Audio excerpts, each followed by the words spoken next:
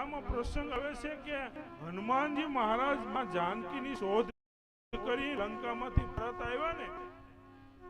ત્યારે રામે પોતાના મુખે કહી દીધું હતું કે આ દુનિયાના બધાના ઉપકારોમાંથી હું મુક્ત થઈશ, પણ હે હનુમાન જતી,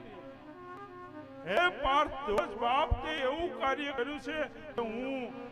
તારા ઋણમાંથી હું ક્યારે મુક્ત નહીં થઉં. રામને ઋણી હે રાજા, રામને ઋણી હે જી રાખા, જેને મોતી મોઢામાં નાખ્યા જગતમાં એક જ જન્મ્યો રે રે રે રે, જેને રામને ઋણી રાખ્યા.